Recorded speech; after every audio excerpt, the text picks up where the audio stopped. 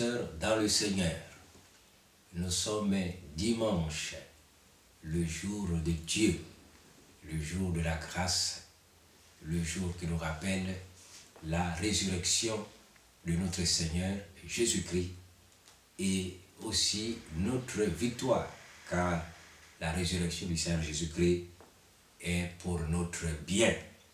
Gloire à Dieu. Nous sommes donc le dimanche, le grand jour de Dieu, le grand jour de la victoire pour l'Église, pour l'humanité. Prions notre Dieu. Père, nous te remercions pour le culte de ce matin, le matin de dimanche. Dimanche, le jour de la résurrection de Jésus. Dimanche, le jour de la résurrection de l'humanité en Christ. Dimanche, le jour de la satisfaction de Dieu. Le sacrifice qui a été agréé. Christ est ressuscité d'entre les morts. Nous te remercions ce matin, Seigneur, pour le privilège d'écouter ta parole. Merci pour le don du Saint-Esprit qui nous inspire et qui nous conduit tout au long de la délivrance et de l'écoute de ce message. À toi toute la gloire. Que ton peuple soit béni ce matin, que chacun de nous soit béni ce matin, au nom de Jésus. Amen. Gloire à Dieu. Notre thème s'intitule « Ils ont entendu parler de Jésus ». Ils ont entendu parler de Jésus. Ils ont entendu parler de Jésus. Gloire à Dieu. Nous prenons le premier texte dans l'évangile de Marc au chapitre 7 et les versets 24 à 30. L'évangile de Marc, autant pour moi, l'évangile de Marc, le chapitre 7, versets 24 à 30. Jésus, étant parti de là, s'en alla dans le territoire de Tyr et de Sidon.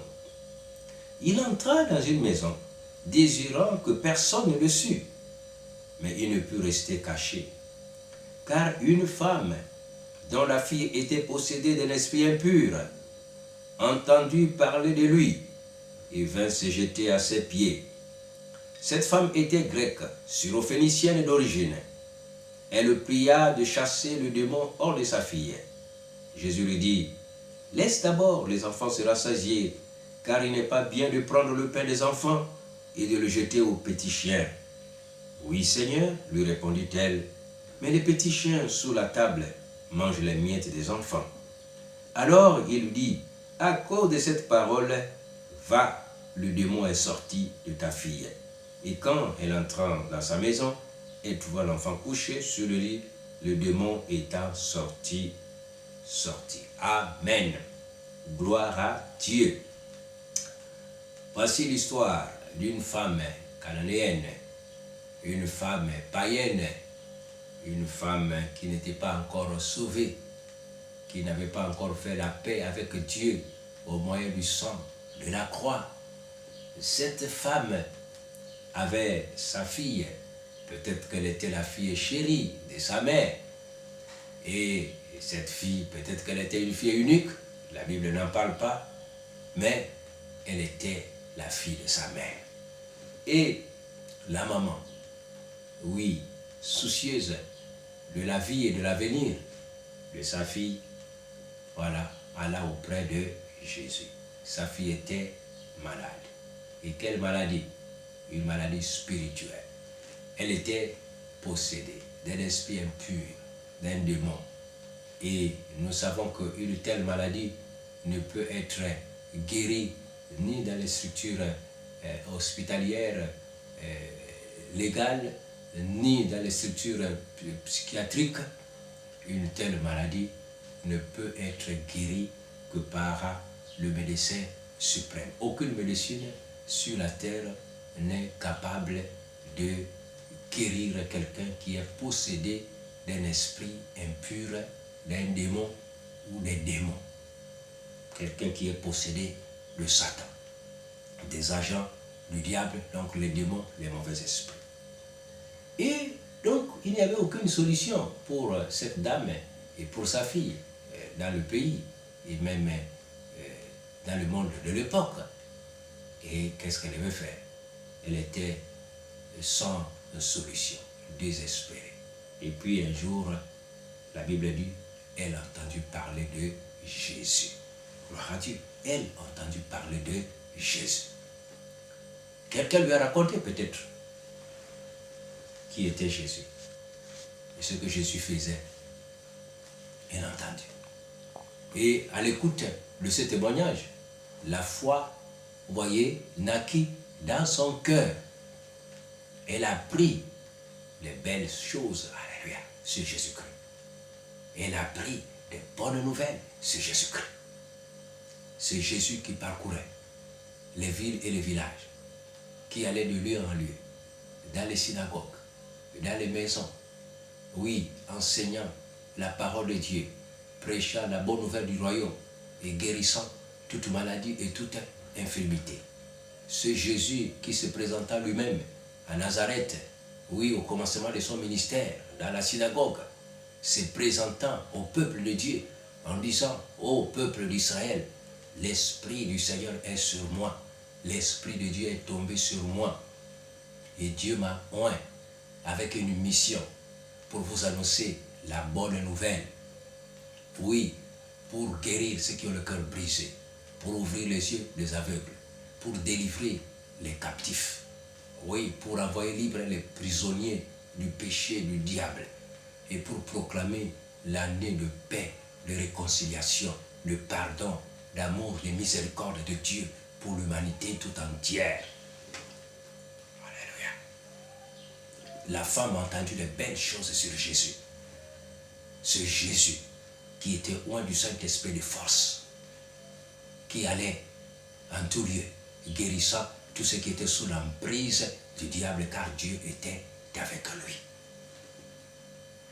C'est Jésus qui ressuscitait les morts, qui avait ramené d'entre les morts Lazare, son ami. C'est Jésus qui guérissait toute maladie et toute infirmité parmi le peuple. C'est Jésus qui guérissait les paralytiques, quelle que soit la situation qui lui était présentée. Jésus était au-dessus du besoin du peuple de Dieu.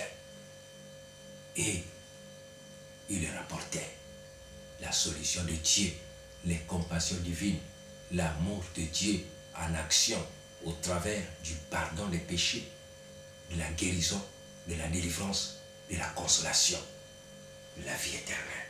Gloire à Dieu.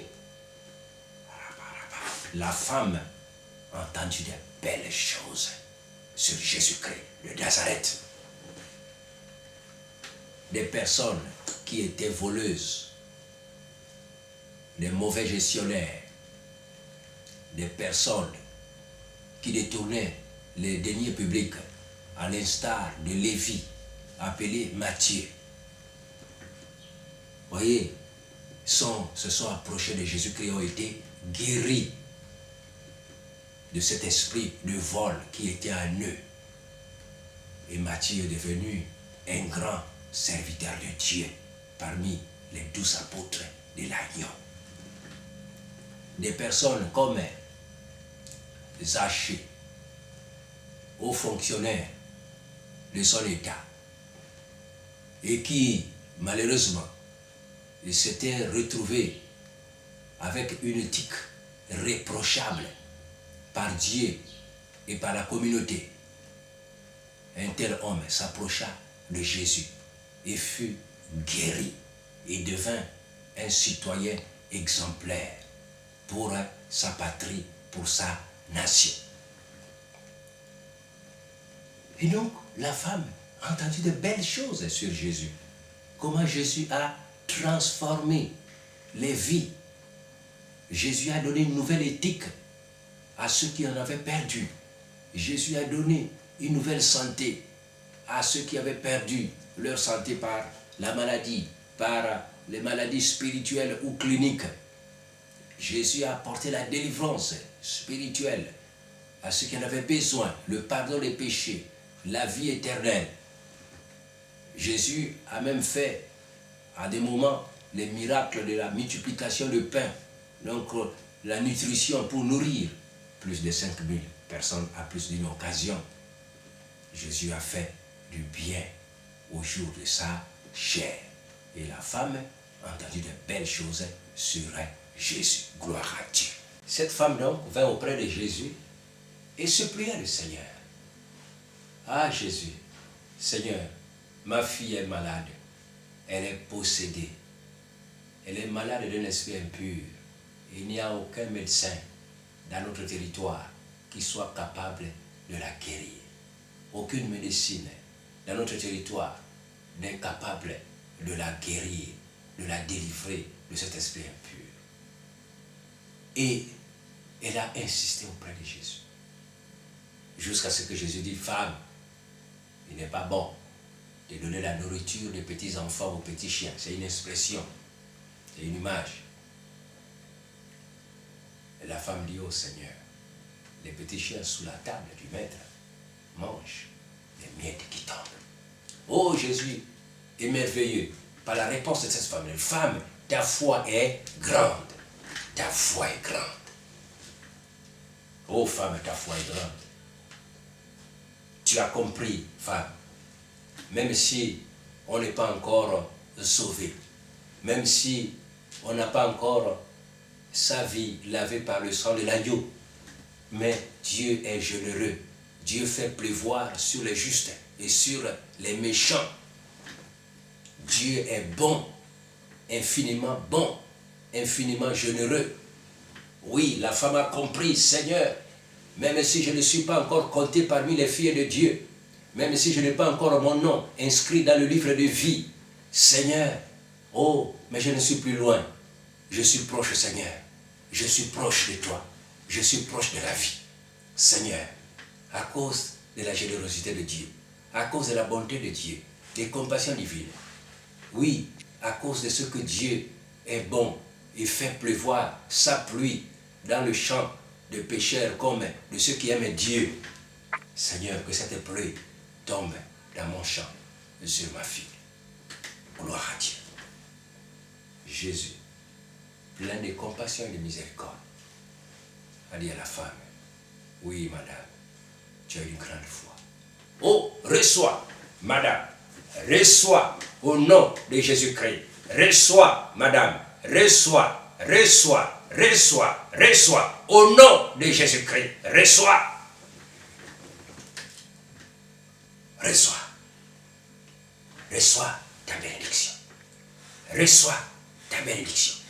L'objet de ton espérance, de tes attentes, de ta prière.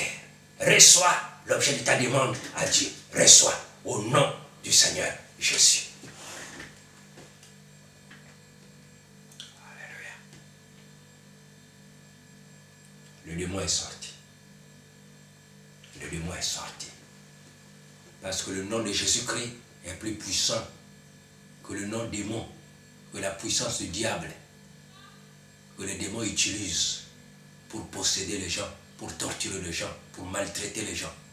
La puissance du nom de Jésus-Christ, l'autorité du nom de Jésus-Christ est supérieure. Et au nom de Jésus-Christ, Satan a fléchi ses genoux. Il a déguerpi. Et la fille fut délivrée. Gloire à Dieu. Ils ont entendu parler de Jésus-Christ. Une autre personne qui a entendu parler de Jésus-Christ.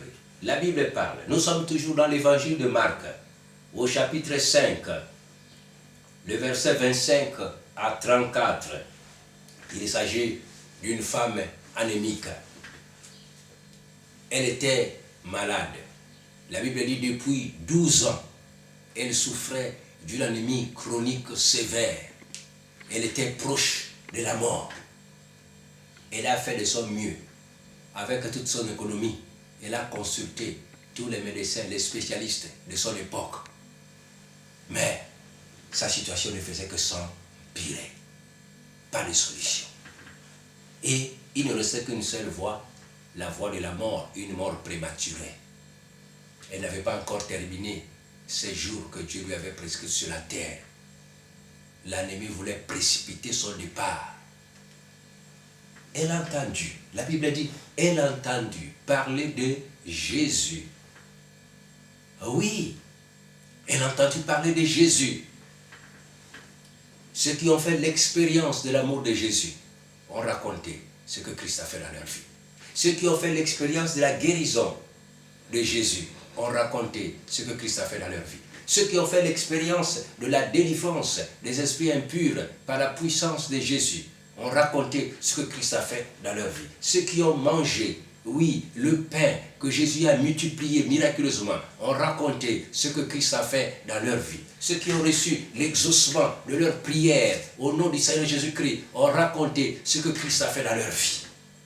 Cette femme a entendu que Jésus a ressuscité les morts, que Jésus a purifié les lépreux, que Jésus a pardonné les péchés, que Jésus a chassé les démons, que Jésus a fait du bien et gratuitement à tous ceux qui se sont approchés de lui dans la sincérité, dans la foi. Alors, elle aussi, elle dit, oui, j'irai auprès de ce Jésus-là. Oui, moi aussi, je serai guéri au nom de ce Jésus. Moi aussi, oui, je serai béni. Je ne mourrai pas. Jésus fera quelque chose. Jésus me guérira. Elle dit, si je peux seulement toucher le bord de son vêtement, si je peux seulement toucher le bord de son vêtement, ça me suffit. Je serai guéri. Elle se faufila dans une grande foule. Plusieurs personnes étaient à côté de Jésus-Christ. Elle se faufila. Et oui, elle a fait ses efforts.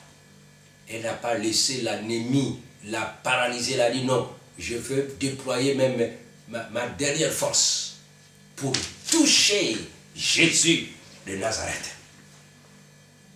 Et c'est ce qu'elle fit. Elle a rassemblé toutes ses forces, sa dernière énergie.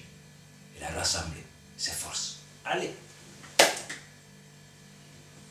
Elle a touché le bord du vêtement de Jésus. Tout à coup. Oh, la vie de Jésus-Christ, la puissance de Jésus-Christ sortit de lui et entra dans cette femme et propulsa la mort dehors. Oui, la puissance de Jésus-Christ propulsa la mort dehors. Et cette dame, anémique depuis 12 ans, fut instantanément guérie. Elle a entendu parler de Jésus. Elle alla auprès de Jésus-Christ. Et Jésus-Christ guérit sa maladie. Gloire à Dieu. D'autres personnes aussi ont entendu parler de Jésus-Christ. Nous avons une grande autorité parmi les autorités de l'époque. Un centenier, un grand cadre de l'armée romaine qui était en Israël, un haut cadre de l'armée romaine, une grande autorité de l'armée romaine, aussi avait un besoin. Nous sommes là dans Luc chapitre 7, du premier verset jusqu'au verset 10. Luc 7, 1er à 10. Il avait un soldat qu'il aimait beaucoup, qui était très attaché à lui, qui tomba malade et proche de la mort. La Bible dit, il était malade et proche de la mort. Pas de solution. Pas de solution. Ils ont tenté certainement avec les médecins qui étaient avec eux. Rien. Pas d'issue favorable. Il ne restait que le verdict de la mort. Et gloire à Dieu. L'autorité militaire a entendu parler de Jésus-Christ. Gloire à Dieu. Il prit son courage. Et il alla voir Jésus-Christ. Parce qu'il a entendu parler de Jésus-Christ. C'est Jésus, bon, compatissant, plein de miséricorde et de compassion. Lui aussi arriva auprès de Jésus. Et supplia le Seigneur. Oh Seigneur Jésus, viens, viens Jésus. Viens, viens faire du bien à mon serviteur. Ah oui, il a envoyé quelques soldats pour prier Jésus de venir guérir son serviteur. Donc il a envoyé d'autres soldats auprès de Jésus-Christ. Ces soldats arrivèrent et dirent, ah vraiment, notre chef te fait appel. Parce qu'il y a un de nos collègues là gravement malade. Et le chef veut vraiment que tu viennes le guérir. Le chef a appris que tu fais du bien, que tu guéris. Et le chef pense que tu es capable de guérir aussi notre collègue qui est malade. Ah, vous voyez, pendant que Jésus-Christ est en train de marcher pour arriver auprès de l'autorité romaine, cette autorité militaire, il envoie encore d'autres messagers rencontrer Jésus en chemin. Il dit, oh, s'il vous plaît, Seigneur Jésus-Christ, vraiment, je m'excuse de vous avoir fait déplacer déjà. Vous êtes même en mouvement pour venir chez moi. Mais qui suis-je vraiment pour vous faire déplacer? Oh Jésus-Christ, ne viens pas chez moi, mais dis seulement un mot. Parce que je reconnais que tu es le grand chef spirituel. Dis seulement un mot, ta parole a de l'autorité. De là où tu es, si tu prononces seulement un mot, oh Jésus-Christ, tes anges vont exécuter. Le ciel et la terre vont exécuter tes instructions. Parce que tu as l'autorité. La puissance de Dieu va se mettre en mouvement. Parce que tu as une grande autorité spirituelle. Tu es le chef suprême. Et mon serviteur sera guéri. Gloire à Dieu. Le chef militaire dit Jésus, dit seulement un mot. La parole d'un chef a une grande autorité. Elle est exécutée par les subalternes. Le centenier appelle cela Jésus, le principe d'autorité, de la parole d'autorité. Jésus est merveilleux. Il dit non Jésus, moi qui suis un soldat, un chef militaire, mais j'ai les soldats sous mes ordres. Lorsque je dis à l'un, fais ceci, il le fait. À l'autre, fais cela, ils font. Ils exécutent ma parole. Parce que je suis un chef. Et la parole du chef est obéie et exécutée.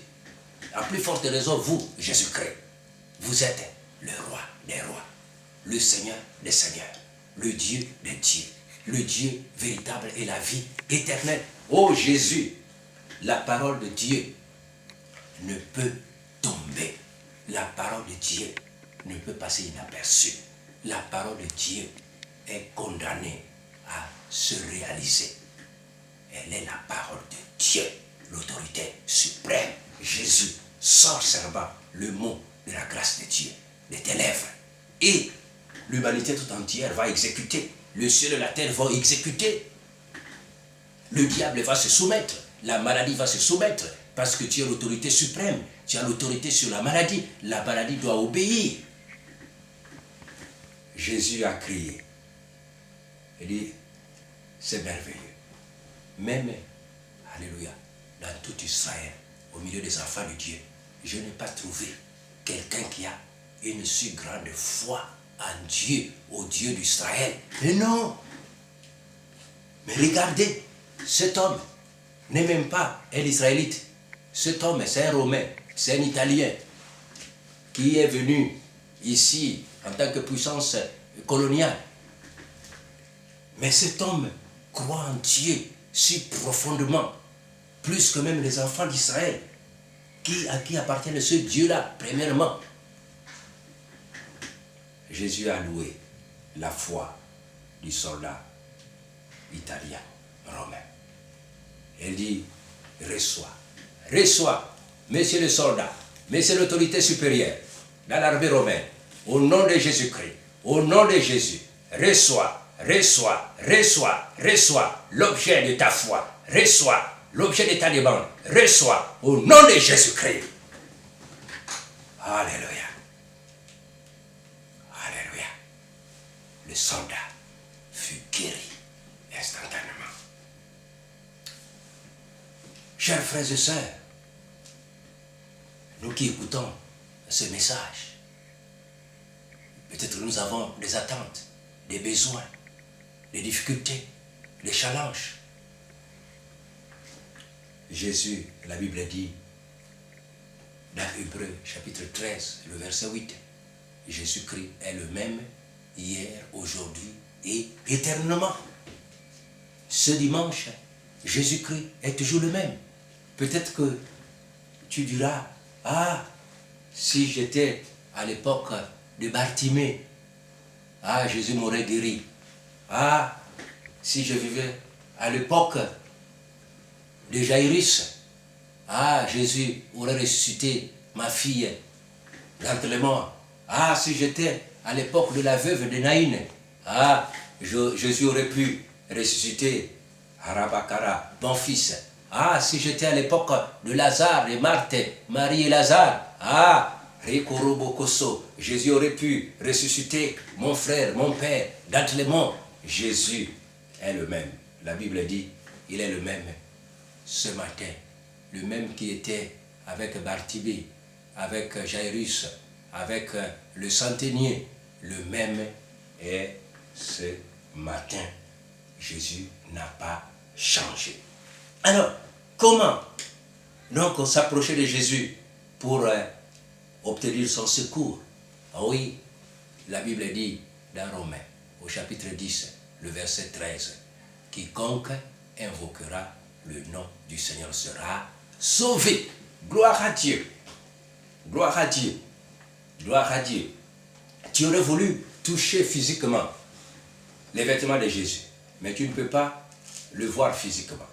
Tu aurais voulu envoyer une délégation auprès de Jésus, comme les soldats l'ont fait. Mais Jésus, tu ne peux pas le voir physiquement aujourd'hui. Mais Jésus a laissé une procuration. Romains 10, 13. Oui, pour toi et moi.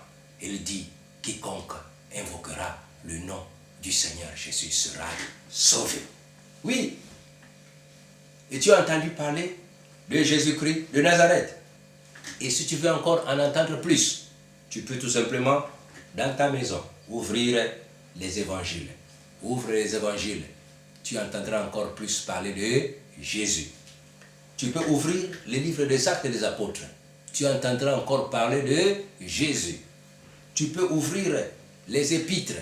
Oui, tu entendras parler de Jésus. Comment il bénit, n'est-ce pas, les églises et les chrétiens. Tu peux toujours ouvrir Apocalypse. Oui, le dernier livre de la Bible. Tu entendras parler de ce Jésus régnant dans la gloire. Alléluia! Gloire à Dieu. Jésus est toujours le même ce matin pour s'occuper de ton cas. Ils ont entendu parler de Jésus. Ils se sont approchés de lui. Et Jésus leur a fait du bien. Donc, toi aussi, tu as entendu parler de Jésus. Ce matin, comment Jésus s'est occupé de la femme cananéenne, dont la fille était possédée d'un esprit impur. Cette dame qui n'était même pas chrétienne. Mais parce qu'elle avait entendu parler de Jésus et de la générosité de Dieu, de l'amour de Dieu, qui fait pleuvoir sur les justes et sur les injustes, qui arrose les plantations des chrétiens et des païens, la femme s'est approchée de Jésus-Christ et a insisté, jusqu'à ce que Jésus-Christ a ouvert sa bouche pour lui dire, femme, non, ce que tu demandes là, c'est pour les chrétiens. Et la femme dit, oh Seigneur, c'est vrai que je ne suis pas encore chrétienne, mais je peux manger même les miettes qui tombent de la table de Dieu, de la table sainte, de la table chrétienne. Oh, Jésus a crié, femme, reçois, au nom de Jésus, reçois. Gloire à Dieu. Tu entends, ils ont entendu. On a parlé de la femme anémique depuis 12 ans. Elle aussi. Solution difficile. Situation désespérée. Du point de vue humain, elle a entendu parler de Jésus. Jésus généreux, miséricordieux, plein de compassion, faisant du bien aux justes et aux pécheurs. Alléluia. Elle s'avança. Elle aussi, dans la foi de ce qu'elle a entendu parler de Jésus, elle eut confiance que Jésus, ce même Jésus, s'occupera d'elle. Elle s'approcha, elle toucha les vêtements de Jésus. Reçois au nom de Jésus-Christ. Oui, bien-aimé, nous avons parlé aussi d'un soldat, une autorité. Peut-être que tu as une autorité. Tu as une autorité, n'aie pas honte. Jésus est bon pour les autorités. Jésus aussi est bon pour les riches. Jésus est bon pour les pauvres. Jésus est bon pour les moins nantis. Jésus est bon pour les étudiants, Jésus est bon pour les fonctionnaires, Jésus est bon pour les hauts cadres, Jésus est bon pour les autorités, Jésus est bon pour toute sa créature. Ta position d'autorité ne te met pas en situation désavantageuse par rapport aux autres. Non, Jésus peut aussi s'occuper de ta situation, soit dans ta propre vie, soit dans ta famille, soit auprès de ton entourage. Oui, Jésus, le même hier, aujourd'hui, peut s'occuper de toi. Et comment? En invoquant son nom. Romains 10, 13. Voilà la clé que Jésus te donne ce matin. Parce que tu cherches, mais je ne peux pas voir Jésus. Je ne peux pas le voir. Il est où? Il te donne la clé. Romains 10, 13. Son nom. Invoque son nom. C'est une procuration spirituelle qu'il nous donne. Quiconque invoquera le nom de Jésus verra son intervention. Invoquer le nom de Jésus signifie faire appel à son intervention. Sa puissance sera à l'œuvre. Ses anges seront à l'œuvre. Le ciel et la terre seront à l'œuvre pour apporter la bénédiction dans la vie de quiconque place sa confiance en Jésus-Christ, qui est mort pour nous, ressuscité pour nous, élevé à la droite de Dieu où il intercède pour nous. Il est devenu souverain, sacrificateur, défendant notre cause auprès de Dieu. Et tout ceci, c'est pour notre bien. Oh, mighty God, merci Seigneur. Ils ont entendu parler de Jésus. Et ils se sont approchés de lui. Selon le témoignage qu'ils ont entendu de lui, ce témoignage a apporté la foi dans leur cœur. Ils sont venus avec cette foi, avec cette ferme assurance, que Jésus, qui est bon, qui a fait tant de bien aux autres, ce même Jésus-là fera aussi du bien à mon âme, à ma santé, à ma vie, à mes projets, à mes désirs, à mes attentes. Oui, ce Jésus est le même. Ce Jésus est le même. Je vais donc chanter un chant, un petit cœur. Et après quoi, nous allons prier. Et tu vas invoquer le nom de Jésus-Christ. Tu as entendu que Jésus est le même. Jésus fait encore du bien aujourd'hui, mais au travers de la procuration de son nom qu'il a laissé à l'Église, afin que l'Église la publie au monde. Romains 10, 13. Tu invoqueras le nom du Seigneur Jésus-Christ et tu seras sauvé. Et Dieu te sauvera, Dieu t'assistera, Dieu te secourra, Dieu sera avec toi. Et invoquer le nom du Seigneur, c'est faire appel à son intervention. Gloire à Dieu. Non, non, il n'a jamais dit non. Jésus n'a jamais dit non. Jamais un cœur brisé s'approchant de Jésus ne fut reçu par un non. Non, non, il n'a jamais dit non. Jésus n'a jamais dit non. Jamais un cœur brisé s'approchant de Jésus ne fut reçu par un non. Non, non, il n'a jamais dit non. Jésus n'a jamais dit non. Jamais un cœur brisé s'approchant de Jésus ne fut reçu par un non. Gloire à Dieu. Tous ceux qui se sont approchés de lui par la foi, ayant entendu parler de lui, ayant cru au témoignage qu'ils ont entendu parler de Jésus, ils sont venus à lui avec cette foi. Oui, cette petite foi, semblable au grain de sénévé. Cette petite foi, oui, de cette bonne nouvelle qu'ils ont entendue de Jésus-Christ, de son témoignage, de son amour, de son pardon, de sa guérison, de sa délivrance, de ses miracles, oui, de son sacrifice sanglant sur la croix de Golgotha pour le salut de l'humanité, de ses meurtrissures qui ont guéri l'humanité de toute maladie, de toute infirmité, de son sang qui a payé la rançon, oui, le droit de vie pour l'humanité tout entière. Ceux qui ont entendu ce témoignage sont venus avec cette petite foi en invoquant le nom du Seigneur Jésus. Alors, là où tu es, invoque maintenant le nom du Seigneur Jésus-Christ pour les besoins du pardon de tes péchés. Si tu te culpabilises, Jésus est là Oui, pour apporter la paix à ton âme. Quel que soit le péché que tu as commis, invoque le nom de Jésus-Christ pour le pardon de ses péchés. Dis, Père éternel, j'ai péché contre toi, j'ai péché contre la terre, j'ai péché contre mes semblables. Seigneur, je te demande pardon, je me repens de cette mauvaise conduite, de cette mauvaise attitude, de ce mauvais comportement, de ces péchés, de ces mauvais actes. Seigneur, je me repens au nom du Seigneur Jésus-Christ. Pardonne mes péchés au nom du Seigneur Jésus-Christ. Amen. Quand tu fais cette prière-là, Jésus, le Père, le Fils, le Saint-Esprit, te pardonne de tes péchés. Oui, si tu as un autre besoin, quel que soit le besoin, que ce soit le besoin de la santé, là où tu es, au nom, invoque Dieu, invoque le Père maintenant, au nom du Seigneur Jésus-Christ. Dis, Père éternel, oh, voici ma santé. Oui, voici le corps que tu m'as prêté pour te servir sur cette terre. Oh, ce corps est menacé par telle situation, par telle maladie. Père, je t'invoque ce matin. Viens à mon secours au nom du Seigneur Jésus-Christ. Alors, si tu fais cette prière, la puissance permanente et invisible de Dieu qui remplit les cieux et la terre te touche maintenant. Entre en contact avec toi pour opérer la délivrance et la guérison au nom du Seigneur Jésus-Christ. Peut-être que tu as un enfant qui est en difficulté, comme la femme syrophénicienne.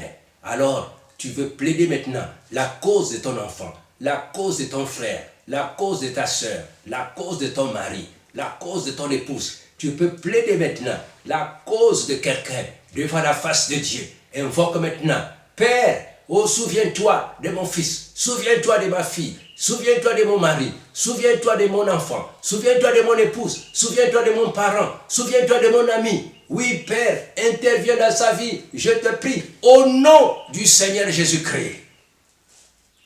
Oui, frères et sœurs, dans tes défis, dans tes challenges, invoque le Père au nom du Seigneur Jésus-Christ. Car quiconque invoquera le Père, Dieu, au nom du Seigneur Jésus-Christ, sera secouru. Gloire à Dieu. Merci Seigneur. Merci notre Père pour la réalité de ton amour, de tes compassions, de ta miséricorde.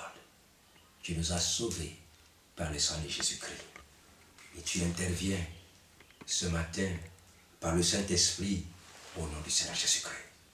Merci Seigneur pour tous ceux qui écoutent ce message. Merci d'accorder la paix, la joie, la vie, la santé, la guérison, la délivrance, le secours de Dieu dans tous les besoins de ceux qui écoutent ce message et qui l'écouteront. Père, que tout ceci soit pour ta gloire. Au nom du Seigneur Jésus-Christ. Amen.